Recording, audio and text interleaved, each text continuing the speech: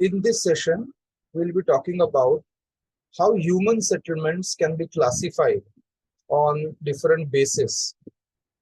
Uh, we'll talk about two important bases in this session, uh, according to which the human settlements can be classified.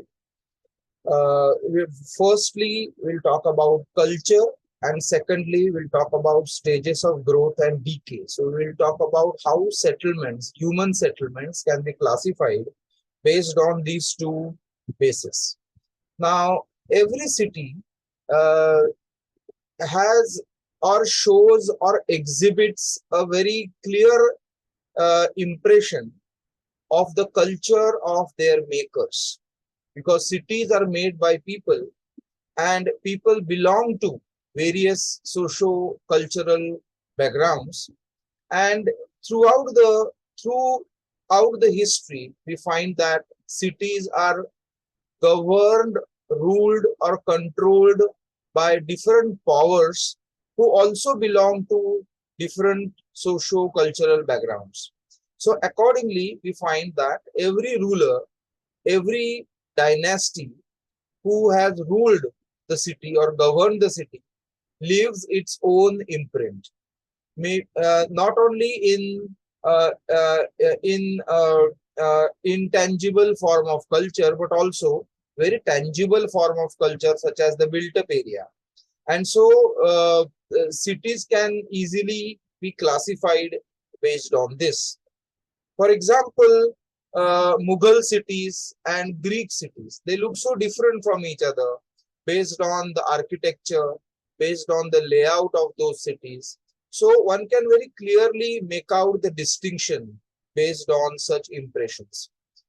Now, settlement can be classified on the basis of culture uh, in five different categories, and this classification is given by Ghosh in 1998, where these five types of human settlements based on culture can be seen.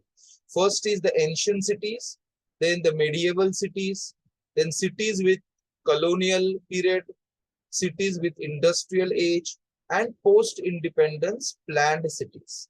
So every phase offers or shows a different cultural impression over the city, and accordingly we can talk about the settlements. We can classify the settlements. The first is the ancient cities. As the name suggests, the cities of the past, cities of the ancient past. So these such cities exhibit relics of ancient urbanization in the forms of ruins or very historic religious structures and architectures. So we have a number of examples of such cities the world over. Cities like Alexandria, Athens, Harappa, Anyang, or Mayapan. There are a number of cities that are classic examples of ancient cities. From within India, we have examples like Nevase, Varanasi, Paitan, Pratisthana, Madurai, Mathura, Tanjore, Kanchipuram. These are various examples of cities that have a very long past, and though the cities have modernized, still there are in bits and pieces we can find that ancient past, urban past of the city being reflected in it. We have classic examples, for example, like cities like Varanasi, as you can see in this image, which is one of the historic cities. Medieval cities have a very particular architecture. In case of India specifically, most of the medieval cities belong to the Sultanate or the Mughal, and then later the Mughal regime. And therefore, we have a lot of Indo-Islamic influence on the Indian cities of the medieval period. And such cities show a very unique architecture with arcs and domes, cities planned with gardens and fountains. At times, you also find fortified walls, the cities having walls for the purpose of defense. And these walls have a gates, and these gates are named after the cities where it lead to. And such typical medieval cities, the example the world over includes the cities like Paris, London, Geneva, Milan, Venice, Cologne.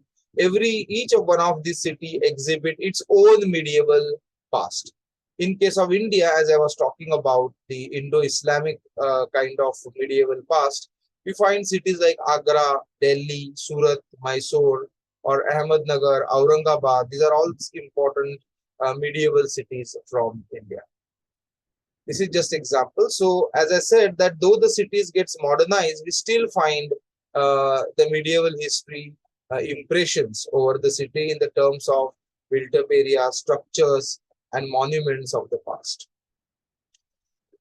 Cities with colonial period again have its own imprint. For example, cities having a very colonial kind of an architecture. So it reflects a very European architecture, the Indo-Gothic, Roman architecture, Indo-Saracenic architecture. So such kind of European architectural influence can easily be found.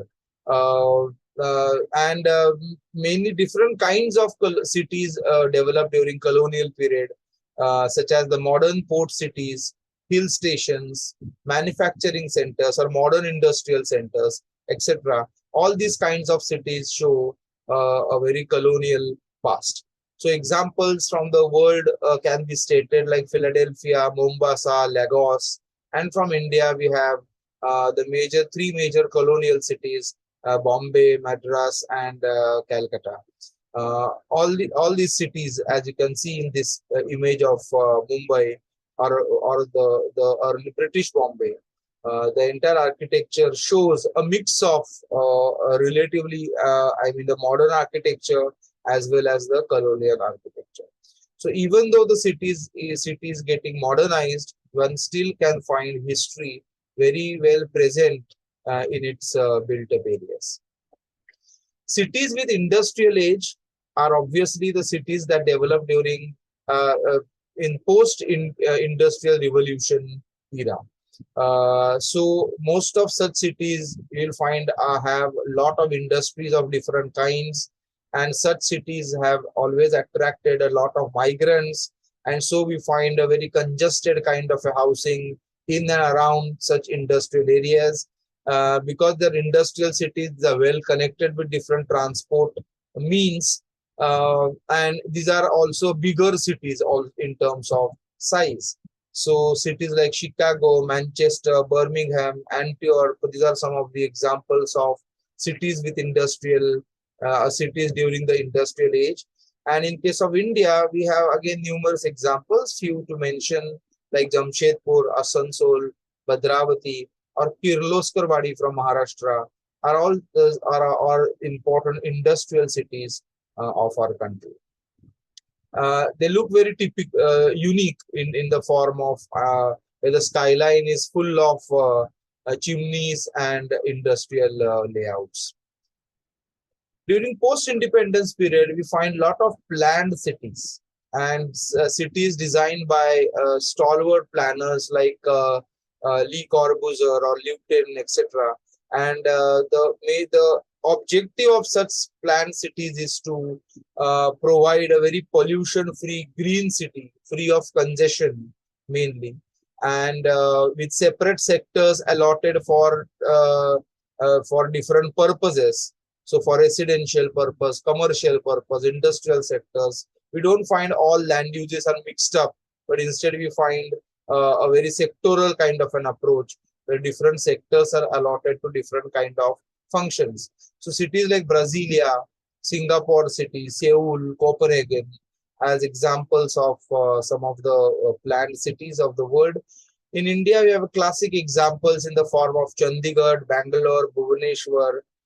Even in Mumbai, we have New Bombay, Navi Mumbai as a significant planned cities, especially developed in the post-independence period. So, and as you can see in this particular image of Chandigarh, this is a Google Earth image, and you can very clearly we can see a very geometric pattern in the form of squares and rectangles, The roads are laid out in a very straight manner, and the roads meet each other in right angles. So very perfectly planned layout can be seen in such cities. While the cities that have developed very organically throughout the past, without any pre-planning, obviously are the cities where we find all land use got completely mixed up.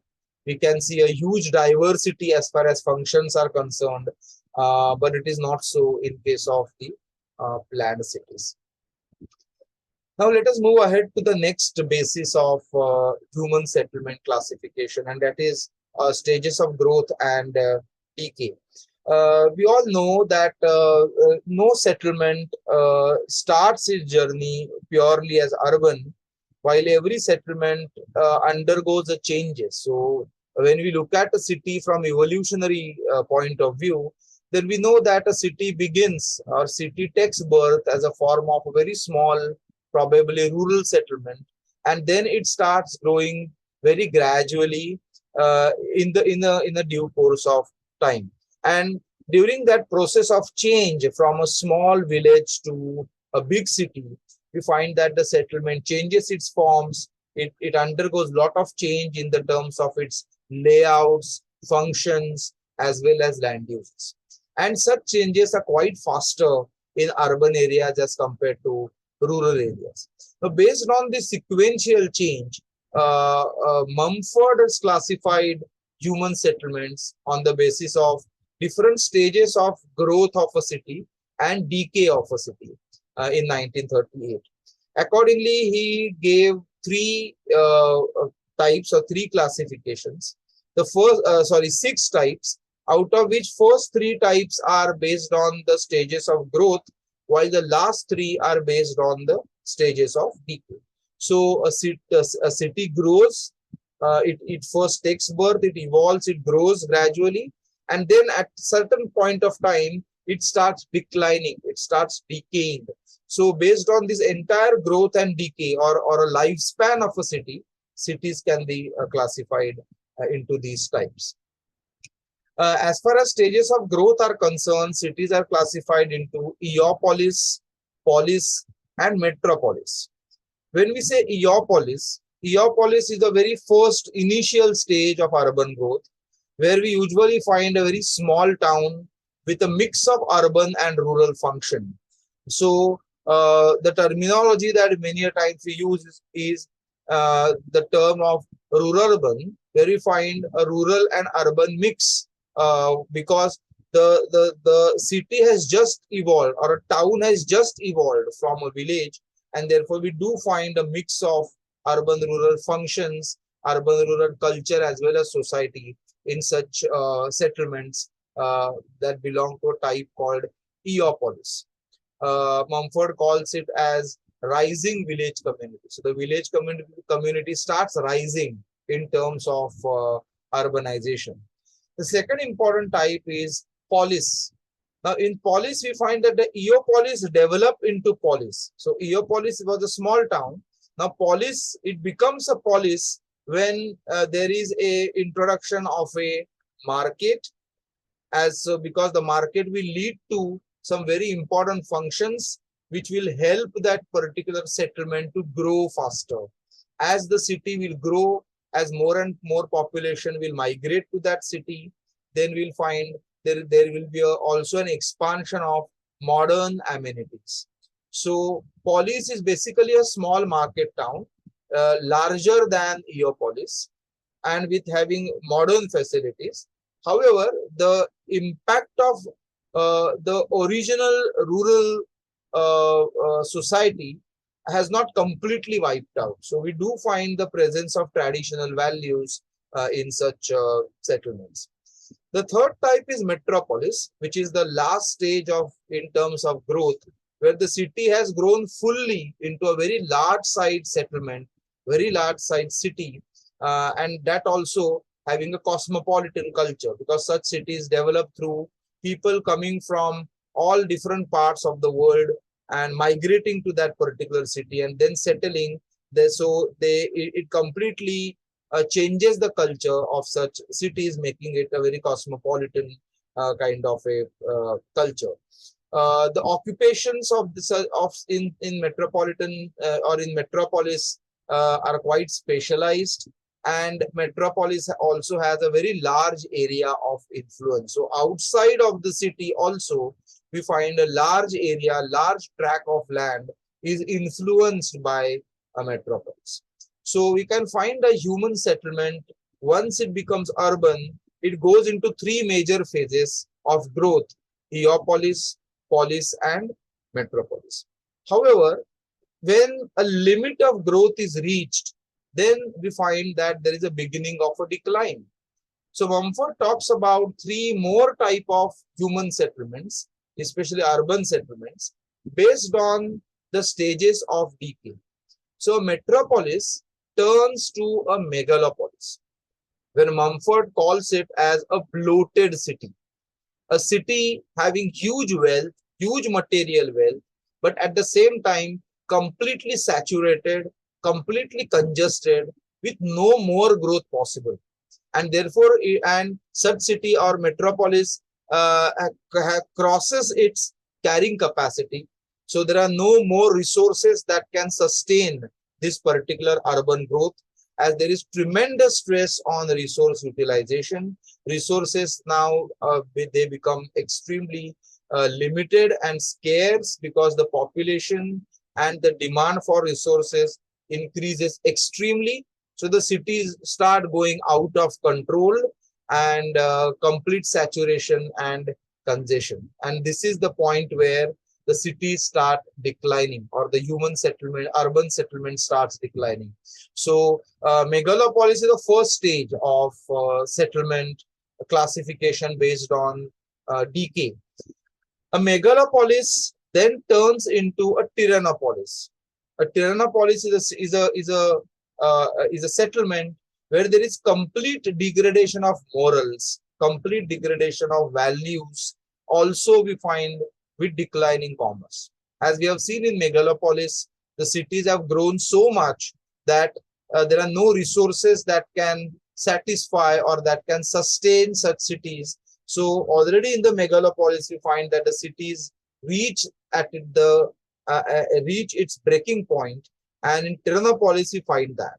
So people and businesses starts competing with each other very severely to get hold of whatever resources are available, and then different kinds of practices which are immoral, or practices that violate human values are followed for that, because finally the motive is to gain the control over resources as much as possible and try to maintain your control or monopoly as we used to have in the earlier stages.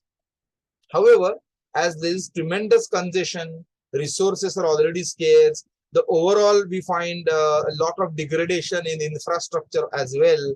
So we find that the commerce or the growth of commerce that the settlement has seen in the earlier stages starts gradually declining. The last stage of decay is called as necropolis, or the city of dead. So these cities, I mean, are the cities that have these are cities with tremendous population. One can look at that such settlements and find that these are cities, but the cities are so overcrowded, these are so degraded, that the living or the life in such cities itself becomes extremely difficult. And so Mumford calls it as a city of dead. So we find that number of issues, complete collapse, of infrastructure, of natural environment, of resources is experienced. And so such cities experience famines, wars, and obviously it leads to death and mass scale out migration. And therefore such cities gradually may turn into abandoned cities, or what we sometimes call ghost cities at certain point of time, because cities cannot sustain population at all. So people have only two options, either to die or to migrate outside of the city. And finally, the city that started growing in the earlier stages completely degrades and dies out. So Eopolis, polis, and metropolis are three stages where the city grows, and then megalopolis, tyrannopolis, and necropolis are the stages where gradually city decays or declines, and finally it dies off. So this is what the Mumford classification is. So in this session, we have talked about how settlements are classified on different bases. We have discussed two bases. The first is on the basis of culture, and other is on the basis of stages of growth and decay. I hope you have understood. If any issues, if you have any doubts in understanding any point, you can get in touch with me. Thanks a lot.